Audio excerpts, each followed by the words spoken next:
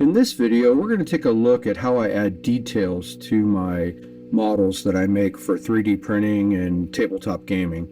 So here we have a plate that goes in one of my game tiles, and what I want to do is I want to add a rock texture to the top of this.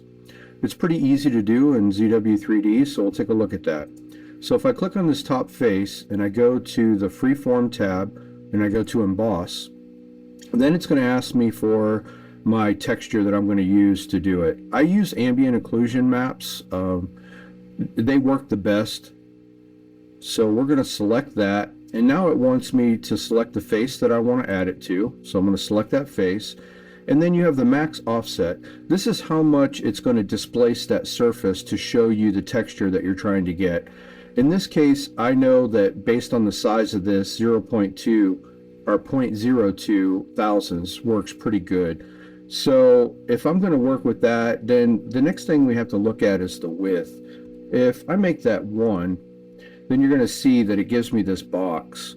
Now that's exactly what it is. This box is 1 inch by 1 inch. So you can see this is a pretty small tile. That's why we're using such a small max offset. I always keep this number low because you can up it later if you need to. But if you go too high on this, then it could slow down your computer or even crash. So we're going to make this width. We want to make sure that it encompasses this entire face. So in this case, we're going to go to 1.625, which will make it just outside of that. And then the next thing we want to look at is resolution. And for starters, we're just going to put that down to 10 thousandths. We're going to go ahead and embed the image file, and then we're going to say OK. So when we click on the button, we get this. Now you can see that's not very much detail. It's pretty much washed out. So we need to edit that and up the resolution a little bit. So what we're going to do is we'll go in here and let's set that to 5 thousandths and see what we get. We update it. Now that's starting to look a lot better, but it's still not enough. So I want to punch that number a little bit more. So let's do it again.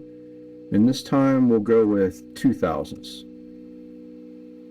And I'm going to up this max offset just to kind of show you what you get.